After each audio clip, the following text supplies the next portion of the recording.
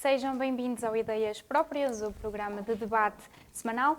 Começo desde já por agradecer mais uma vez aos nossos convidados habituais, Miguel Lemos, Presidente do Conselho de Administração das Águas de Gaia, Nuno Camilo, Dr. Nuno Camilo, jurista e empresário, e o Engenheiro Manuel António Ribeiro, Presidente, então, do Conselho Diretivo da Amar Gaia. Começamos pelo primeiro tema. As juntas de freguesia vão passar a ser elegíveis a fundos da União Europeia no âmbito das suas competências no próximo quadro comunitário Portugal 2030.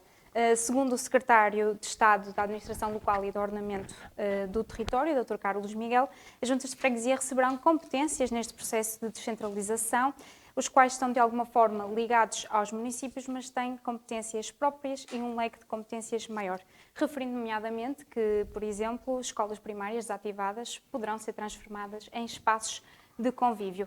Começamos por si, Dr. Miguel Lemos. O que é que significa verdadeiramente esta medida para a vida cotidiana das pessoas? Bom, muito boa tarde a todos, muito boa noite. Cumprimentar os meus colegas aqui do programa, do painel, cumprimentar a Nádia, cumprimentar os telespectadores. Eu acho que esta é uma mudança que, no imediato, poderá não significar uma mudança imediata na vida das pessoas, mas a médio e longo prazo poderá ter um impacto bastante significativo.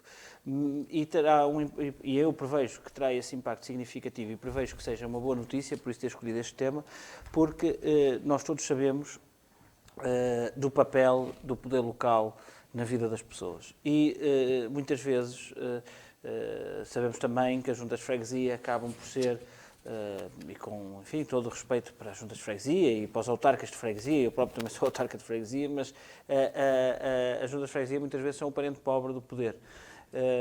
E têm um esforço notável para desenvolver uma série de atividades, nomeadamente no que diz respeito à ação social. E nomeadamente no que diz respeito ao apoio das populações mais desfavorecidas, dos idosos, das crianças e das pessoas desfavorecidas no seu todo. As juntas de freguesia hoje têm um papel de proximidade muito, muito importante, através dos seus centros, portanto, das assistentes sociais, através das atividades que desenvolvem, através de pequenos investimentos que, apesar de pequenos, têm um impacto enorme na vida das pessoas e, portanto, têm um efeito contrário ao próprio valor do investimento, quer dizer, porque realmente as juntas de freguesia, como sabemos, têm orçamentos muito curtos, têm muita limitação de meios, quer financeiros, quer humanos, e também têm alguma escassez de competências. É, portanto, um bom sinal quando se fala em descentralização de competências, neste caso em concreto, para as próprias juntas de freguesia, para que possam ter mais competências, mas naturalmente que as competências requerem sempre do chamado envelope financeiro e da capacidade de ter meios financeiros, humanos e materiais para desenvolver determinadas políticas. Portanto, o que aqui está em causa é a possibilidade das juntas de freguesia poderem, no próximo quadro comunitário de apoio, serem também elegíveis para fundos comunitários, o que até ao momento não era possível. E isto o que é que significa? Significa que as juntas de freguesia poderão ter a capacidade de apresentar candidaturas, que hoje já teriam essa capacidade do ponto de vista das ideias, do ponto de vista até da própria capacidade técnica de apresentar a candidatura, mas não o poderiam fazer porque não eram elegíveis. Portanto, os avisos saíam e uma junta de freguesia que quisesse candidatar a um centro de convívio para a terceira idade não o podia fazer. Claro que havia mecanismos para ultrapassar a questão, que era fazer, enfim, muitas vezes se resolvia através de candidaturas serem desenvolvidas pelas câmaras municipais, por outro tipo de organismos, IPSS, etc. Mas a junta de freguesia, enquanto organismo público e político, não podia fazer. Portanto, eu acho que há aqui um reforço das competências das juntas, que é um reforço de competências indireto, claro, mas o facto de poder candidatar a fundos comunitários significa poder vir a desenvolver novos projetos e, portanto, daí vir a ter novas competências, mas é, ao mesmo tempo, e eu acho que isso ainda é mais significativo do que a própria capacidade de ser elegível para projetos e fundos comunitários, é o reconhecimento da importância das juntas de freguesia portanto, no que diz respeito à organização administrativa e política, e é o reconhecimento da capacidade que hoje as juntas de freguesia têm para, enfim, terem a responsabilidade e a capacidade para lançar projetos, acompanhar projetos, fazer candidaturas a fundos comunitários, que são, efetivamente, processos complexos, complicados e que requerem de um controlo muito rigoroso. E o facto do Secretário de Estado, Carlos Miguel, vir assumir que o próximo quadro comunitário de apoio vai trazer esta novidade, é, a meu ver, um reconhecimento do Governo de que as juntas de freguesia têm hoje um papel fundamental junto das pessoas e, portanto, permitirá que as juntas tenham esta nova capacidade para se candidatar aos fundos comunitários. Portanto, eu diria que, e por isso é que escolhi este tema, e para resumir, diria que não só a importância da própria possibilidade de candidatura, que aqui já expliquei, mas é o reconhecimento. E, portanto, efetivamente que numa altura em que é tão importante estar próximo das pessoas, numa altura em que nós temos uma situação de saída de uma pandemia, numa altura em que já falámos no programa da semana passada de aumento da inflação, em que se antecipa problemas sociais gravíssimos, as juntas de freguesia vão ser, como têm sido sempre, a primeira porta de abrigo, o primeiro porto de abrigo das pessoas, a primeira resposta, a resposta primária. E, portanto, queria deixar aqui esta nota e, portanto, agora também há aqui um reforço de responsabilidade e havendo realmente esta alteração que foi anunciada pelo Secretário de Estado da Administração Local e Ordenamento do Território, esperemos, de facto, que as juntas digam presente e possam desenvolver os seus projetos, porque aí sim, e termino com a resposta à sua pergunta, aí sim as populações vão ser favorecidas e vai haver uma resposta direta às necessidades da população em momentos tão difíceis como aqueles que se antevêem. Exatamente. Nuno Camilo, concorda com este reconhecimento da capacidade das juntas de freguesia e da proximidade dos locais? Antes de mais cumprimentar a Nádia e os meus colegas de painel, concordo perfeitamente e devo-lhe dizer que era uma injustiça que acontecia há muitos anos. Nós temos, em algumas partes do nosso território, algumas juntas de freguesia que têm mais população e um orçamento maior que algumas câmaras municipais do país. E acho que era injusto as juntas de freguesia que poderiam ter um papel muito mais ativo e muito mais interventivo não o ter. Depois, a outra questão é que acho que, independentemente das juntas terem ou não a capacidade, o que eu acho também importante é as comissões de coordenação terem uma estratégia mais aprimorada relativamente àquilo que deve ser usado os recursos financeiros da Europa. Isto porquê? Porque nós em tempos tivemos um problema que era todos queriam construir piscinas no seu concelho e nas suas freguesias. Depois, todos queriam construir pavilhões. Depois, e andam-se a multiplicar equipamentos.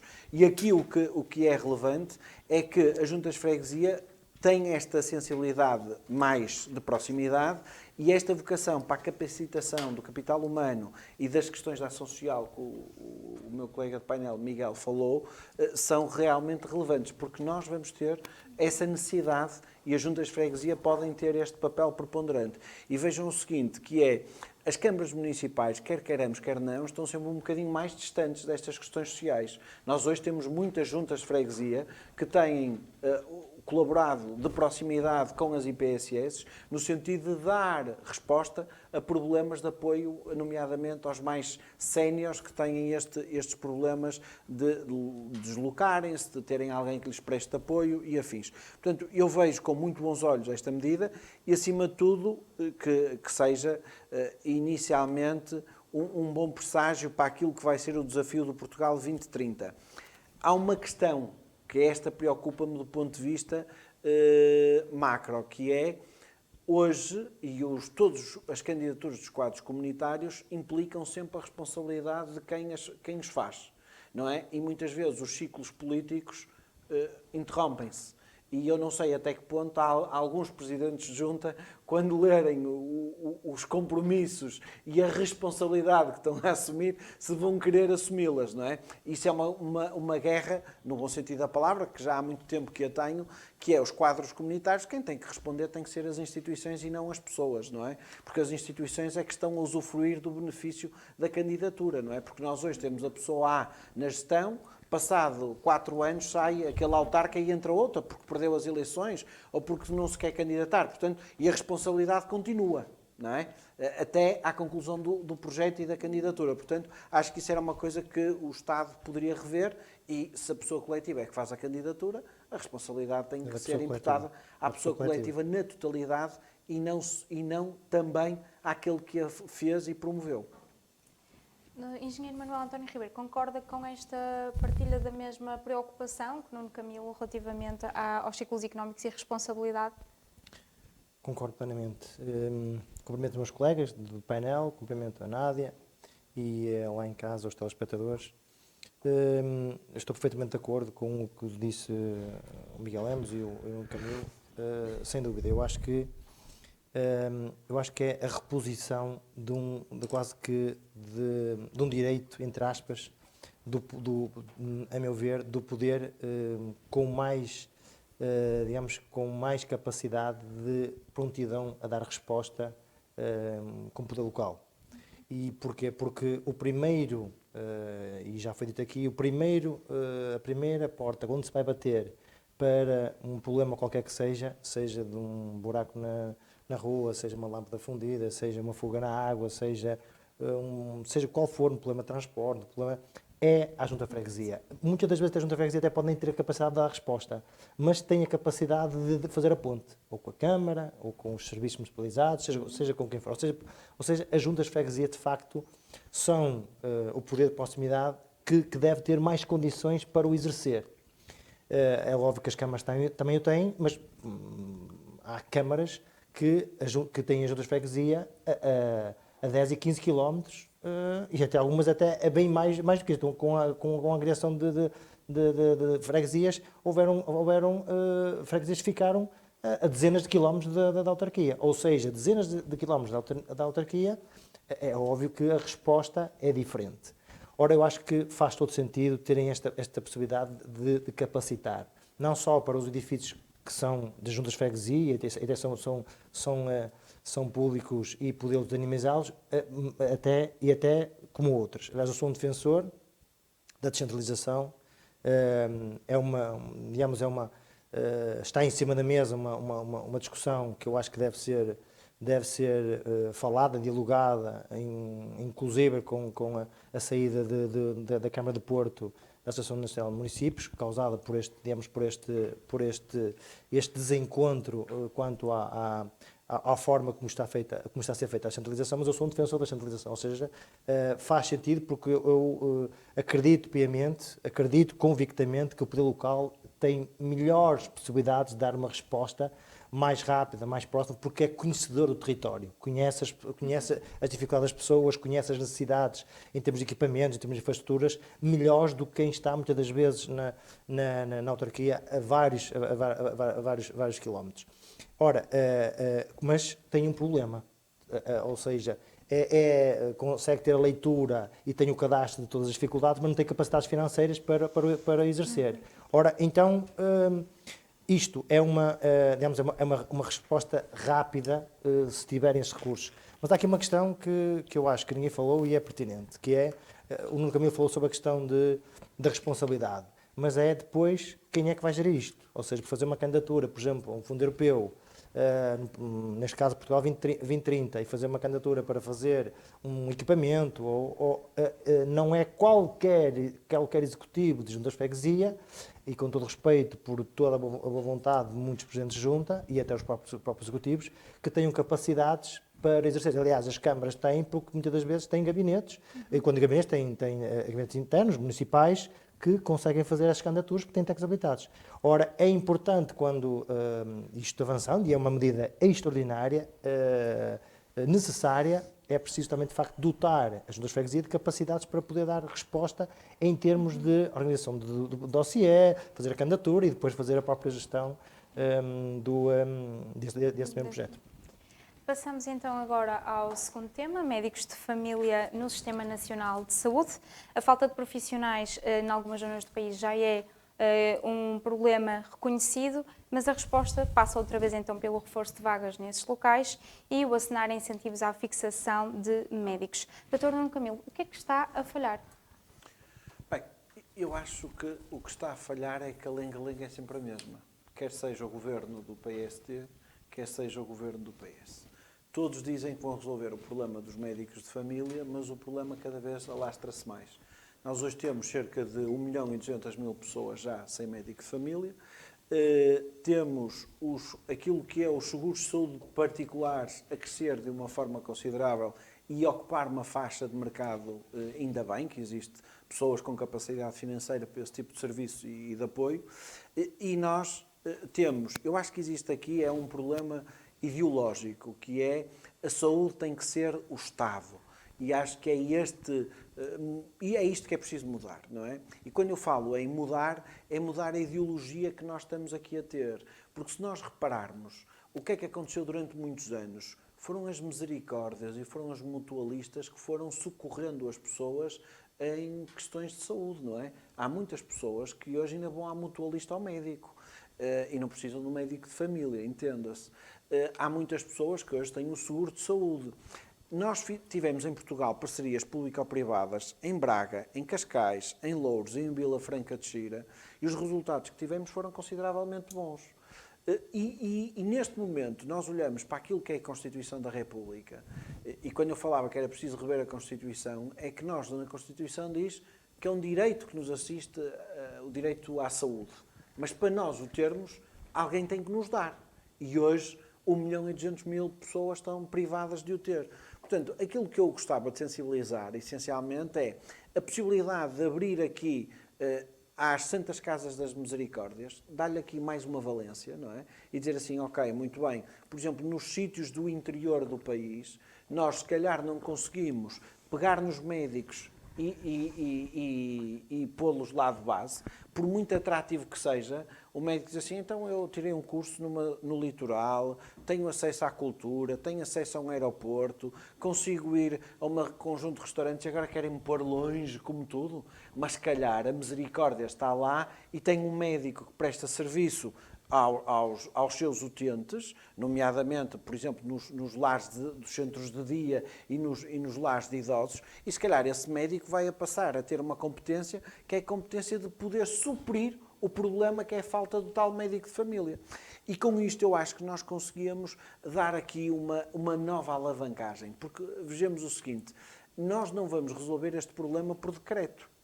Isto não é como revogar o aeroporto Pedro Nuno Santos versus António Costa. Não é uma revogação simples e pragmática. Isto é muito mais além disso. Implica uma logística muito diferente. E depois há outra questão, que é, nós vemos que muitas vezes o próprio Estado tem demasiadamente gorduras para poder conseguir encolher aquilo que são as suas necessidades e para dar uma resposta eficaz e rápida. Portanto, ir aos privados não custa. E vamos ver o seguinte, nós hoje temos aquilo que se chama o cheque-operação, em que eu recebo que tenho que fazer uma operação, o Serviço Nacional de Saúde não tem capacidade para fazer a operação em tempo útil e dá-me um cheque, a mim ou ao paciente. E eu pego no cheque e vou àqueles sítios que estão contratualizados, entrego o cheque e eu faço a operação. Portanto, esta lógica do privado já começa a existir e nós devíamos alargar esta questão ao médico de família, porque depois há outra questão que é, há um conjunto de problemas de saúde que se tivesse uma medicina preventiva, nós se calhar diminuíamos os custos do Serviço Nacional de Saúde. Porque se eu detectar problemas de saúde com antecedência, se tiver aqui políticas transversais, por exemplo, nas escolas relativamente à questão da alimentação, e neste momento há um cuidado acrescido do género, se eu tiver os médicos a fazer um controle muito maior, o que vai acontecer é que eu vou tirar custos ao Serviço Nacional de Saúde. Porquê? Porque faço uma medicina preventiva e isso, se calhar, era muito relevante e importante. Porque alguém que vai ter um acompanhamento, vejam o seguinte, este 1.200.000 pessoas que não têm médicos de família correm o risco de não ter nenhum acompanhamento, alguns deles. Portanto, mais tarde ou mais cedo podem vir a desenvolver doenças e que vai ser um custo maior para o Serviço Nacional de Saúde. Enquanto se nós detectássemos com antecedência, não só não era um custo, como também garantíamos mais uma vida. Não estou com isto a dizer que o Estado é responsável pelas mortes que acontecem. Longe disso, não é? Mas a medicina preventiva aqui poderia ser um benefício até para a própria estrutura de custos do Estado.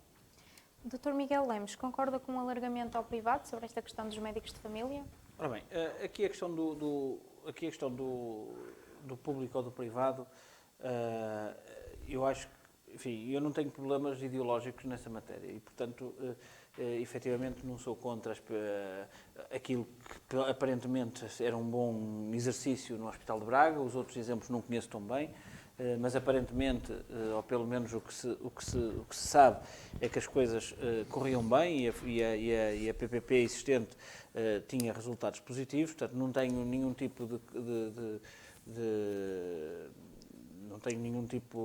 de constrangimento ideológico nessa matéria, mas acho, portanto, acho que acho que há espaço para todas as áreas, há espaço naturalmente para os privados, há espaço para as misericórdias, há espaço para os seguros de saúde, mas há uma coisa que eu acho que é inviolável, que é o Sistema Nacional de Saúde. Portanto, voltando à questão de que não há aqui nenhum complexo ideológico, mas o que eu acho essencial é, efetivamente, o reforço do Sistema Nacional de Saúde.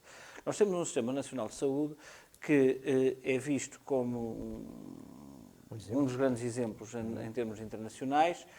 Quando tudo corre bem, nada se diz, é normal nestas coisas. Quando alguma coisa corre mal, parece que apaga tudo o que acontece de bem.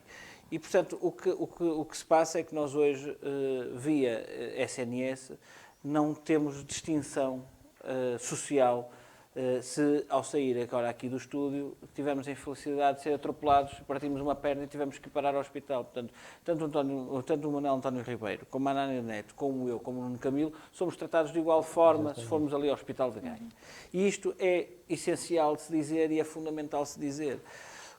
Agora, efetivamente, que o Serviço Nacional de Saúde apresentou nas últimas semanas falhas graves, devemos dizer, nomeadamente no que diz respeito aos serviços de obstetrícia, não é?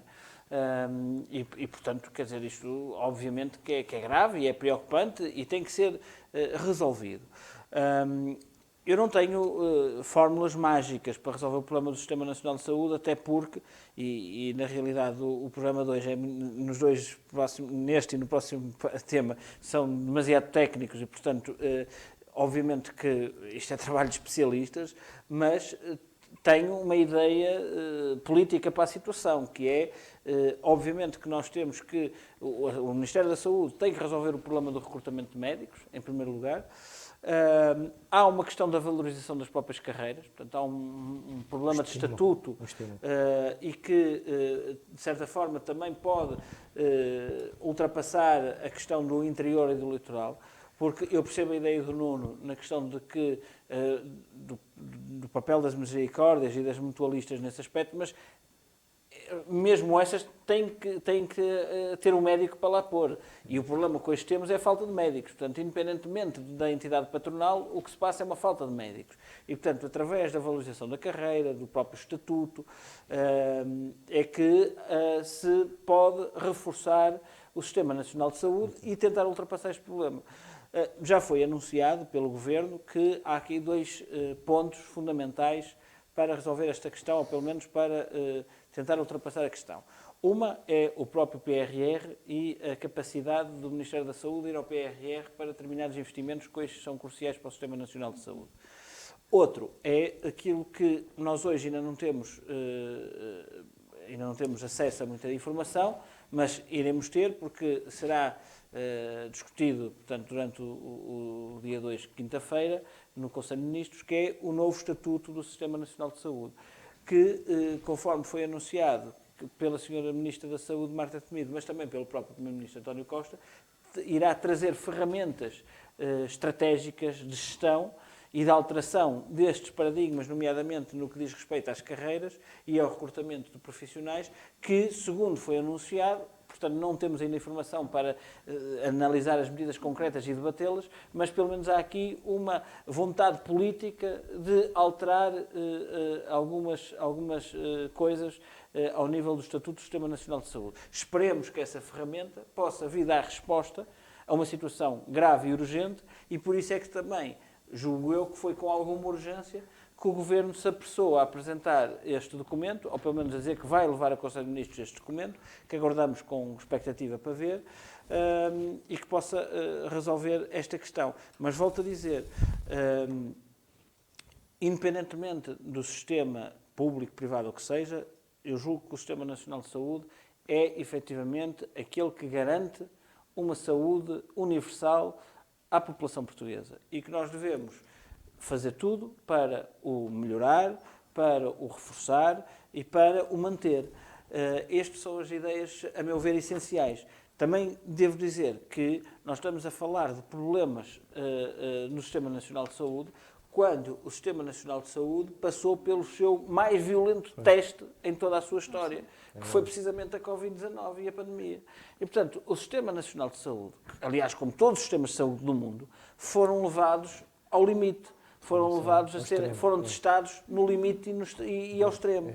E a resposta, durante a pandemia Covid-19, temos que ser intelectualmente honestos, foi uma resposta positiva e deu resposta aos problemas do país em matéria de saúde. E organizou-se hospitais de campanha e teve-se uma série de médicos a trabalhar. E aqui uma palavra também aos médicos, e não só aos médicos, enfermeiros, auxiliares, todos os profissionais de saúde, que de facto deram uma resposta formidável à população.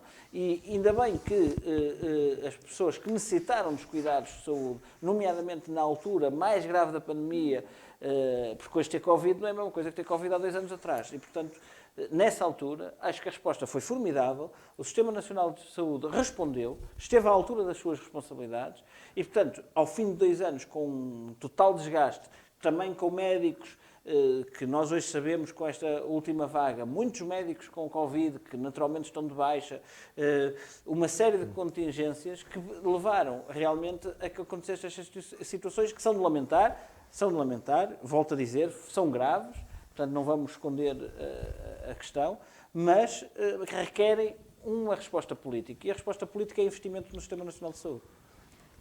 Engenheiro, podemos então também pensar que houve uma resposta formidável na pandemia, mas neste pós isso não está a acontecer e falta uma decisão política.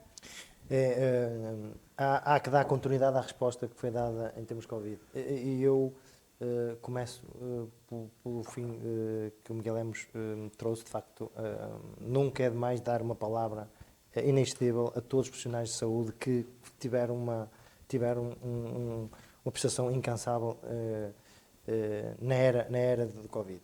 Sobre médicos de família, há bocadinho falávamos sobre um tema que, apesar de não ter ligação direta, mas eu acho que podemos fazer uma ponte, que é os médicos de família são os médicos de proximidade.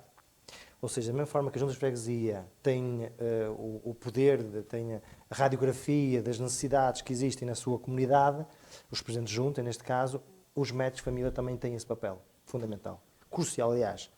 E nós, eu vou até para uma população do qual está mais dependente ainda desta resposta, que são as pessoas com mais idade.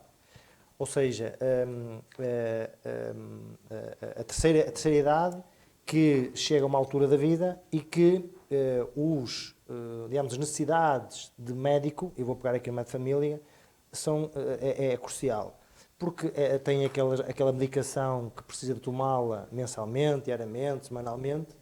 É preciso fazer a renovação das receitas, é preciso, com regularidade, ver o estado de saúde em que se encontram, é preciso fazer visitas, é preciso acompanhar, porque eu diria, e até se calhar, até poderia aqui alguém abordar, mas isto estamos a esbarrar nos cuidados continuados. Não. Antes de chegar aos cuidados continuados, há uma resposta que o Serviço Nacional de Saúde pode e deve fazer, através dos médicos de família.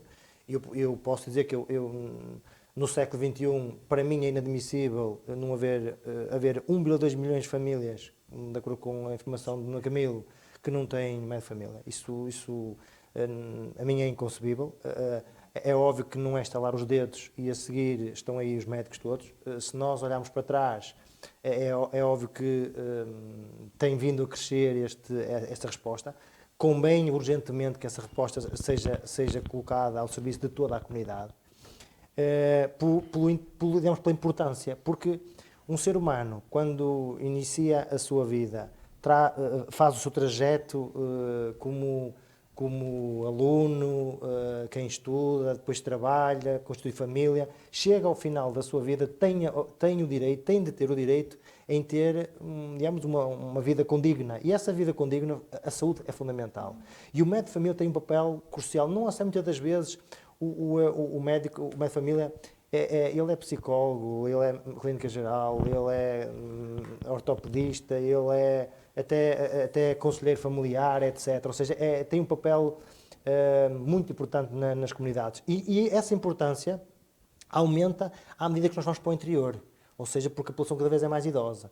Ora, e nós não podemos deixar de olhar para essas comunidades sem menos interesse. Por isso, os médicos de família, de facto, prestam um serviço único. É fundamental haver um investimento, e isso Miguel Lemos disse há bocadinho, é fundamental haver um investimento maior. Para quê? Para que seja estimulante para os médicos de família poderem abraçar este projeto de vida profissional e que os até também estimule para irem muitas vezes para o interior, que é onde os locais onde não sustenta o interesse para exercerem esta nova função. Voltamos ao Nuno Camilo para umas Só últimas gostava de fazer declarações. uma nota de rodapé, que é o seguinte. Eu, quando falava do Serviço Nacional de Saúde, o Sistema Nacional de Saúde para mim é excelente. Agora isto é como o software. O software também precisa de levar de vez em quando atualizações para ir acompanhando o ritmo. E por isso é que eu estava a dizer. As minhas contas dá 1.200.000 utentes. Isto, cada médico de família em média tem entre 5 a 6 mil pessoas para gerir, o que significa que 200 médicos resolvem. Mas há determinadas regiões do país que ninguém quer ir para lá. Por isso é que eu digo, vamos socorrer-nos das mutualistas e das misericórdias para isso. Eu dou um exemplo. A Associação dos Comerciantes do Porto tem um médico, ok? E esse médico, por exemplo, podia estar a ajudar a cidade do Porto a resolver muitos problemas. Mas no Porto. Mas agora imaginem o que é em Bragança, numa freguesia em que tem a Santa Casa da Misericórdia e que não há nenhum médico que queira ir para lá, reforma-se e depois temos um 31 vai ao médico de 15 em 15 dias. Lá está, a mutualista ou a misericórdia local. Portanto, eu não estou contra o Serviço Nacional de Saúde, longe disso. Acho que os médicos e todos os profissionais de saúde foram uns heróis durante este processo. No entanto, existe aqui a necessidade de evoluir consoante o tempo e as circunstâncias e, neste momento, este não é um problema do governo do Partido Socialista. Se me perguntassem isto há 10 anos atrás, este problema já existia. Não era 1.2, eram 800.000 na altura, se calhar. Mas agora, com o tempo, a população também vai crescendo e há mais médicos que vão reformando. Portanto, é normal que esta circunstância e os números cresçam. É para aguardar, então, o que vai sair, então, da urgência e a preocupação que existe do Governo, como Miguel Lemos referiu hoje da reunião. Passamos, então, por último, ao último tema, o novo, o mesmo ou o outro aeroporto. Começo por si, Engenheiro Manuel António Ribeiro, porque a revogação do despacho publicado pelo Ministério das Infraestruturas sobre a suposta nova solução do aeroporto? Eu, se soubesse essa resposta, eu ganhava Euromilhões. Não sei porque houve essa revolução. A resposta esta não revolução dólares, não a resposta era milhões. Mas eu, mais do que esse episódio, mais do que essa resposta, eu preferia focar aqui num aspecto que vai dar ao encontro, provavelmente, desse despacho. Eu ainda não era nascido, já se falava em construção do aeroporto e que Há o mais aeroporto... de 5 décadas. Ora, quer dizer que já... 5 décadas. Exatamente, quer dizer que a idade não passa, nem o relógio não para. E posso dizer que, por incrível que pareça, são cinco soluções já pensadas ou estudadas. A primeira foi a expansão da Portela e construção do aeroporto no Montijo. Primeira. A segunda, Montijo como aeroporto principal e Humberto Delgado como secundário. Terceira, Alcochete como novo aeroporto principal. Quarto, Montijo a médio prazo e só Alcochete a longo prazo. E quinto, modernização do Humberto Delgado. Ou seja... E ainda falta aí a OTA, não é? E a OTA. Ou seja, isto para dizer o quê? Nós não podemos estar tanto tempo, nós não podemos estar tantas quesilhas, tantos empurrões, tantas discussões, isto das duas uma. Ou de facto o aeroporto de Lisboa é mais suficiente e chegamos a agosto ou julho e ok, há um pico, como também às vezes vou para o país e também espero lá 1 hora e 2 e até mais. Não sei se foi para eu chegar, mas certamente não deve ser. Ou então é mais suficiente e mantemos com o que temos. Ou então alguma coisa não está aqui bem. Porque, vejamos, e para além destas soluções que eu agora aqui apresentei, e do OTA, que o Miguel Lemos fez o favor e bem de acrescentar, ainda há uma outra, que não são soluções, mas é uma coisa realidade, que é uma realidade, que é o aeroporto de Beja. Nós temos um aeroporto em que pode lá aterrar, que já lá aterrou, o maior avião do mundo, que tanto se fala que o interior está desertificado. Se nós temos um aeroporto em Beja, imaginem o que é transformar Beja como, digamos, num aeroporto de recepção e, digamos, de saída de milhares e milhões de turistas, etc. Olha a capacidade que íamos ter de dinamização de Beja e toda aquela zona, que se tivermos um aeroporto com uma operacionalização semelhante ao de Lisboa ou próximo. E agora vão-me perguntar, ok, mas de Beja a Lisboa falam em cerca de 1 hora, não sei se estou errado, mas falam de 1 hora, ou próximo disso, de comboio.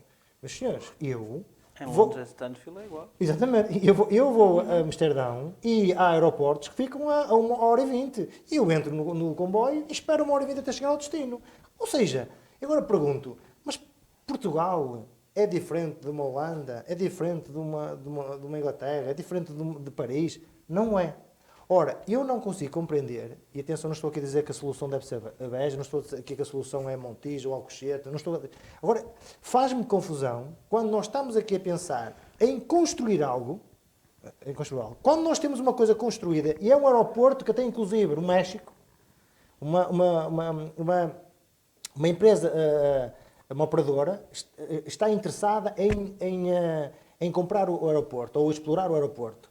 Ora, então é porque não é algo descabido. Repare, nós estamos... Então se calhar é preferível pegar, se estamos a 1 hora e 20, ora, nós estamos com o nosso vizinho, pegávamos nesse troço, preparámos o comboio de alta velocidade, preparámos esse troço, para amanhã estamos ligados à Espanha e a dar continuidade. E com um tiro matávamos 2 coelhos. Tínhamos a ligação ferroviária entre Lisboa e Beja, e tínhamos aqui uma alavanca em termos de dinamização de todo aquele envolvimento, toda aquela região do país que nós sabemos que precisa de uma alavancagem. Eu acho que isso era uma das soluções. Se no futuro se pensava que Humberto Delgado era preciso modernizar, fazer obras, ok, mas temos um. E depois também há outro aspecto que eu também tenho que dizer. Ou seja, também nós temos de Porto, um aeroporto no Porto, que a diferença de voo, estamos a falar em cerca de 30 a 40 minutos. Ora, então, mas qual é o problema de pegar na escala que são para Lisboa, em vez de ser para Lisboa, é para o Porto? Não vejo qual é que seja esse problema. Ou seja, parece-me a mim é que há tantos estudos e faltam decisões. E estas decisões não se podem arrastar por mais 50 ou 60 anos, que eu acho que isso é inadmissível. Porque reparem, e termino com isto, para deixar os meus colegas também darem a sua opinião. Nós podemos estar a fazer estudos e mais estudos. Há uma coisa que é clara.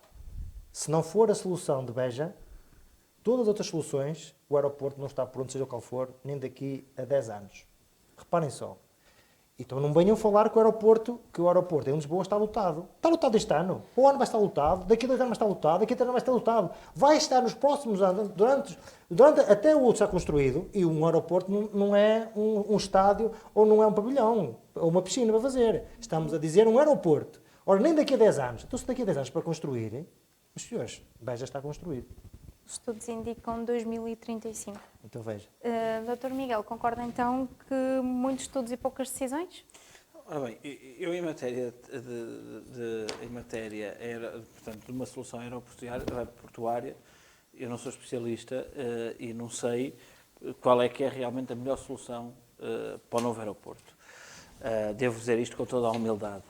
de quem de facto não é engenheiro, não percebe do negócio aeroportuário e, portanto, não tenho conhecimento técnico que me possa, possa validar uma opinião.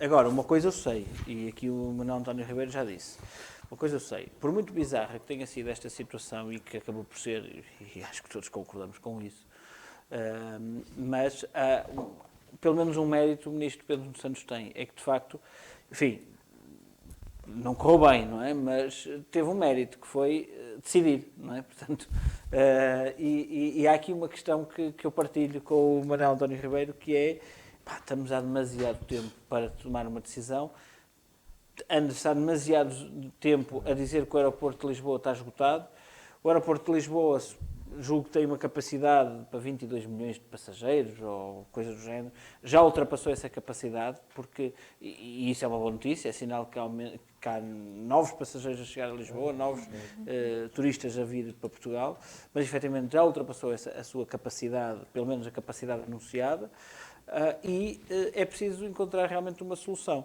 O aeroporto de Lisboa tem uma vantagem que acho que é, não digo única no mundo, mas muito próxima de ser única, que é, efetivamente, é um aeroporto que está no centro da cidade. Isto é um conforto absolutamente extraordinário para quem vai a Lisboa e depois de aterrar, passar 10 minutos, está no centro da cidade, ou está no Parque das Nações, ou está na Baixa Pombalina, quer dizer, o aeroporto está mesmo numa zona fantástica. Por outro lado, traz novos problemas, que é o problema da sua expansão. Não é aparentemente possível expandir aquele aeroporto, precisamente pela sua localização no centro da cidade, e também por questões de limite, julgo eu, até de legislação comunitária no que diz respeito ao ruído nas cidades e movimento, etc.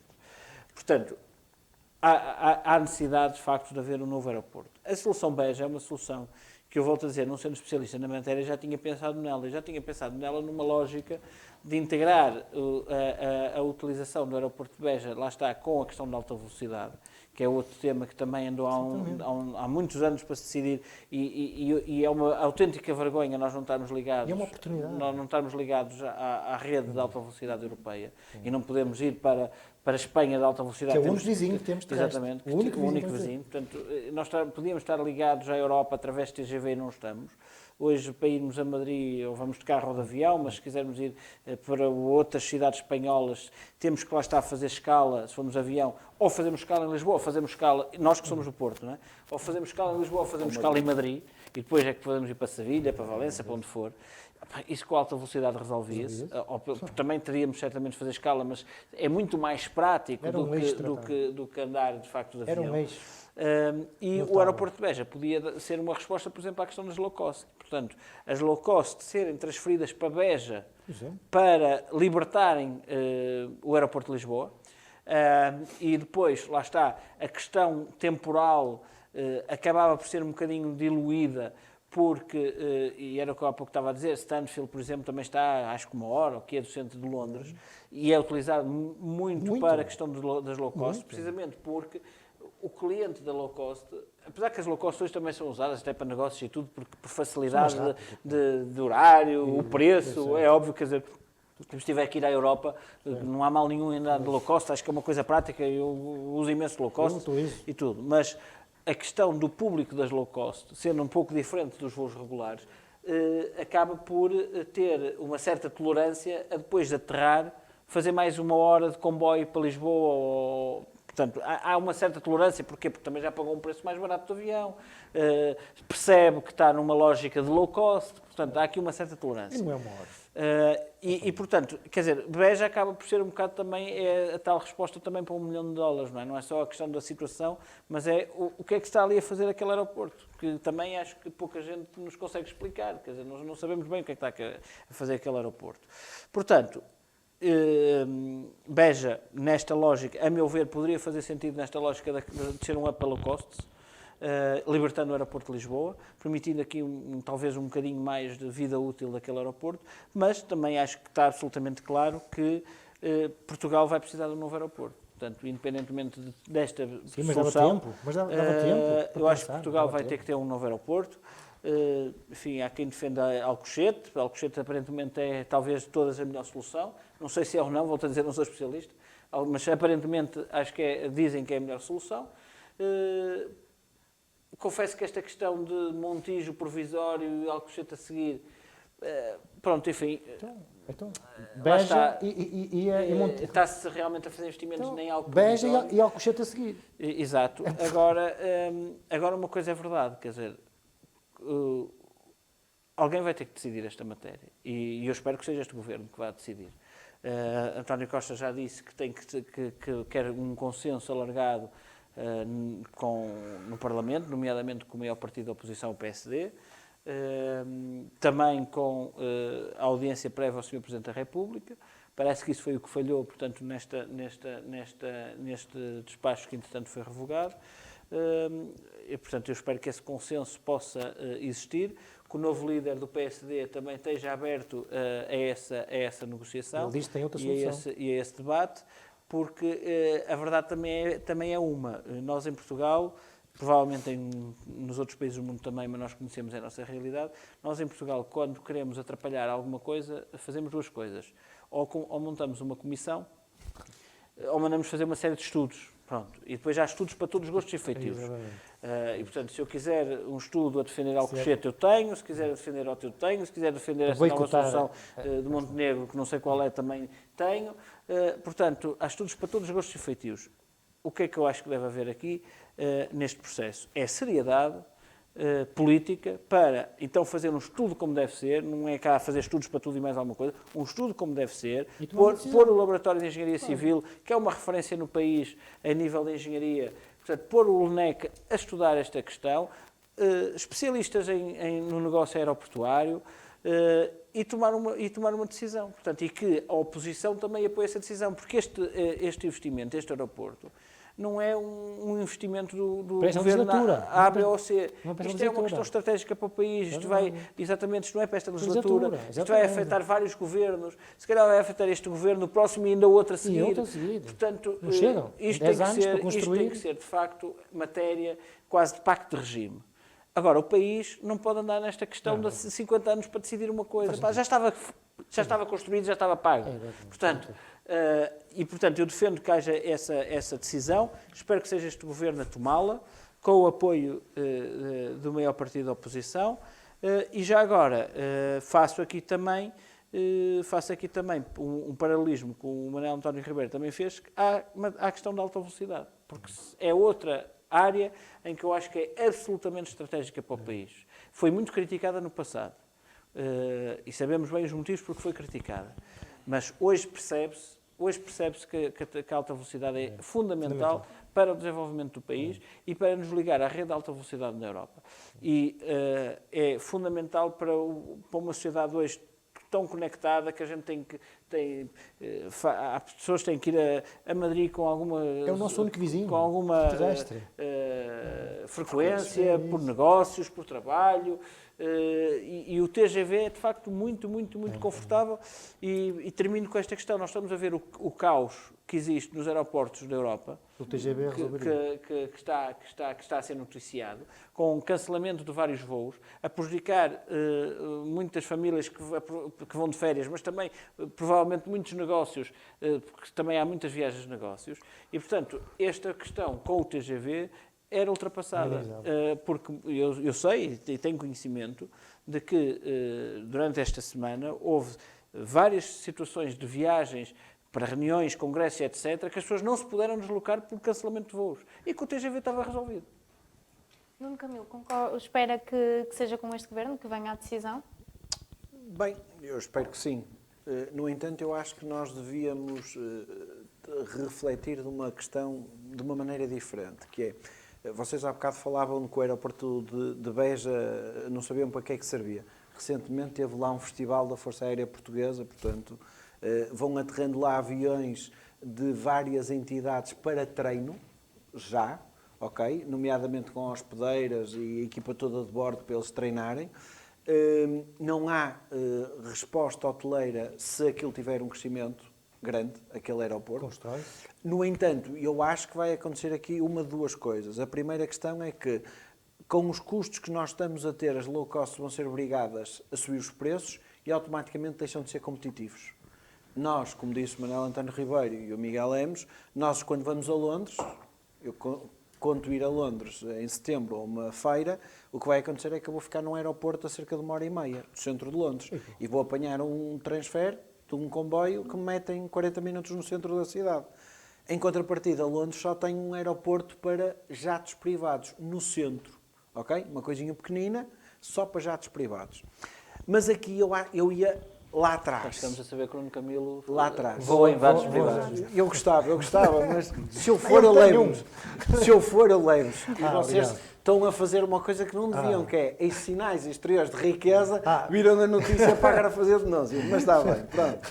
Mas vamos ao que interessa. Há aqui uma questão que é o planeamento.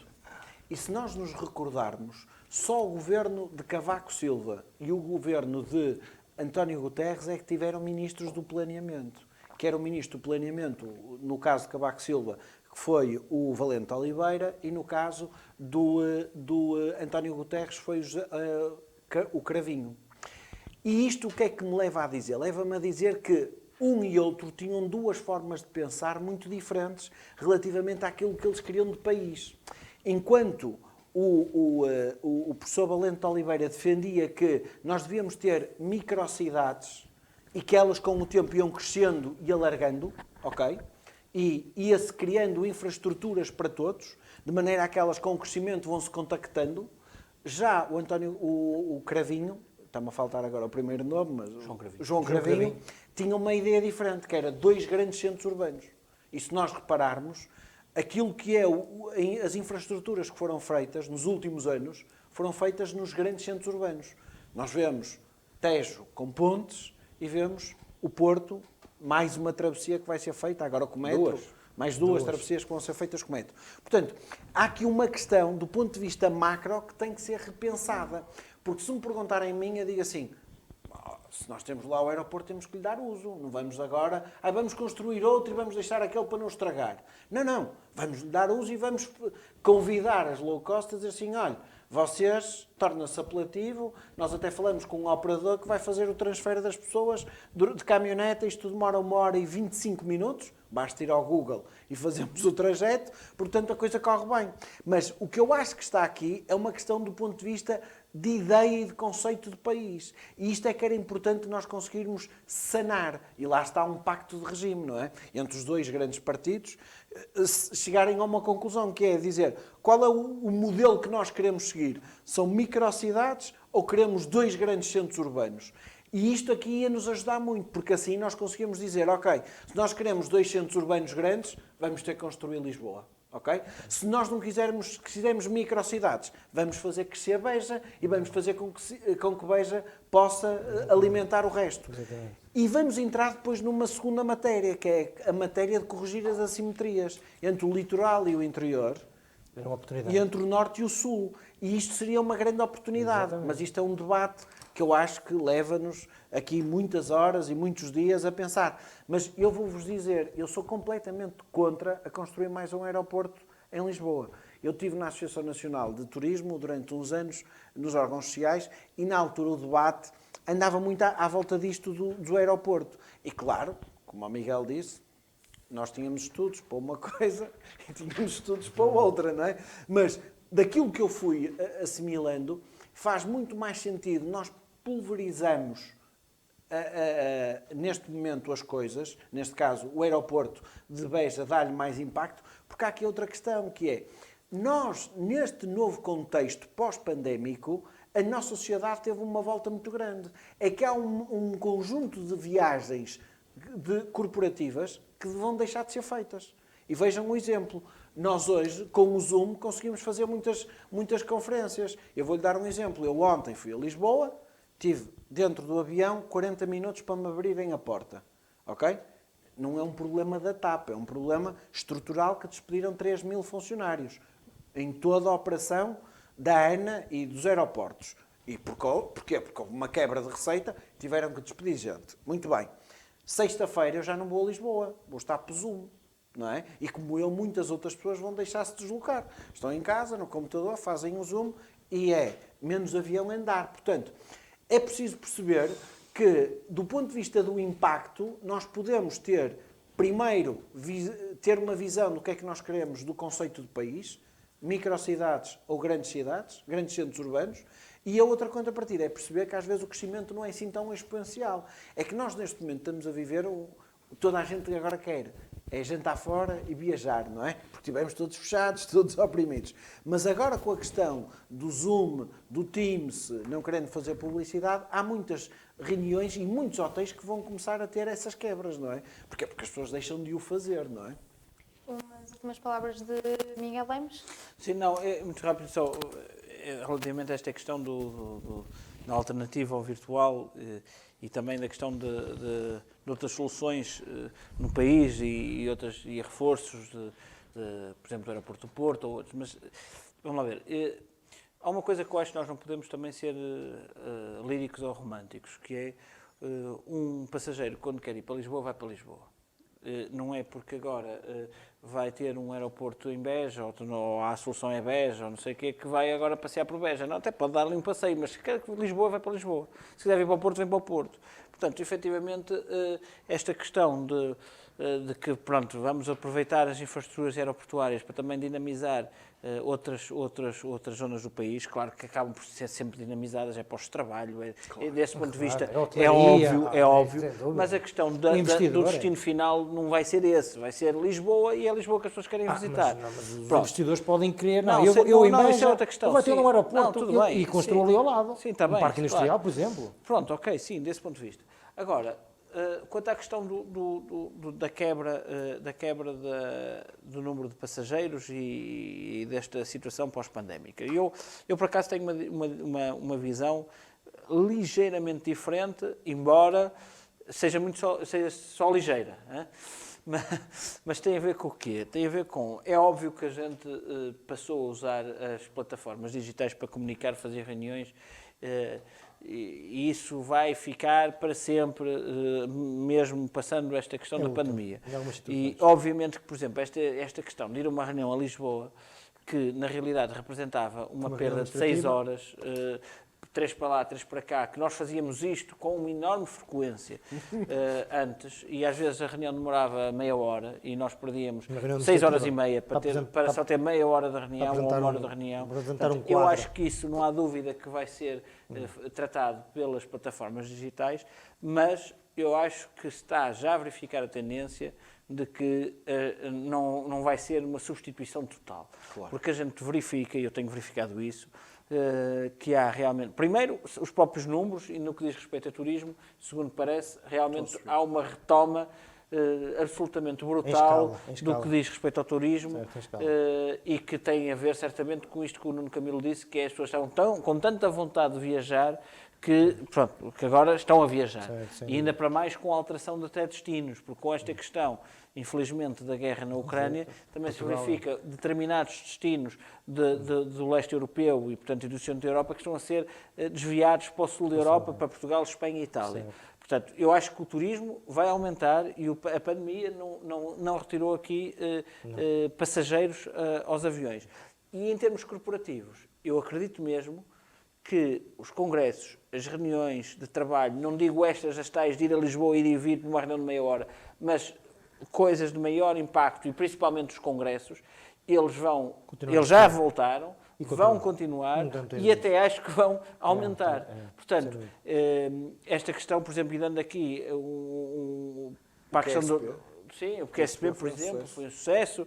A questão do próximo centro de congressos aqui em Vila Nova de Gaia, que também tem essa lógica. E, portanto, a pandemia, eu acho que não veio aqui a retirar clientes aos eventos corporativos. Pelo contrário, acho que os eventos corporativos vão se tornar talvez um bocadinho híbridos. Isto é, nós podemos ter um evento em Lisboa, em que tem os nossos palestrantes todos, e há um que, por qualquer motivo, não pode ir dos Estados Unidos, então entra no Zoom. Pronto, ok. Mas os outros estão lá para assistir.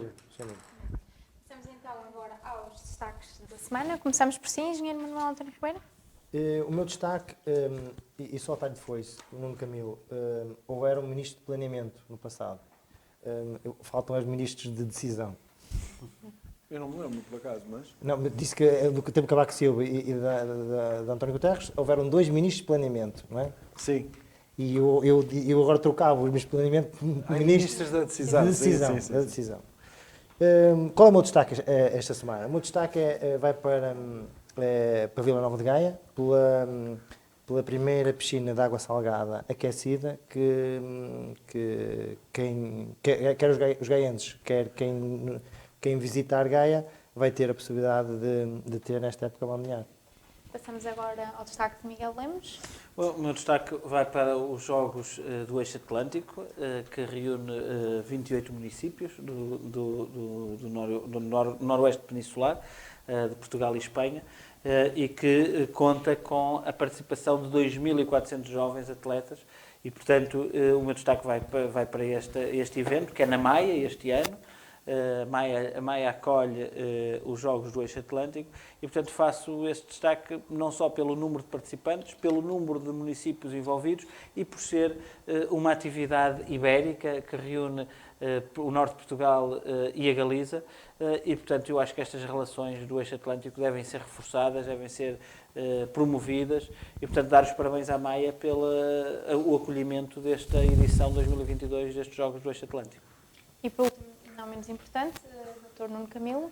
Eu via também destacar Vila Nova de Gaia pelo 28º Festival de Música de Gaia e o que é que eu gosto de destacar este evento? Pela particularidade de conseguir irem estar vários pontos da cidade, da região de Vila Nova de Gaia, quer no auditório de Gaia, quer na igreja de Mafamudo, quer no mosteiro de Grijó, e estamos aqui a falar de levar a cultura a públicos totalmente diferentes e fazer novos públicos. E isto, acho que a Câmara Municipal e o seu pelouro da cultura está de parabéns e felicito desde já a Câmara pelo evento. Depois destes destaques, então, Ideias Próprias volta para a semana.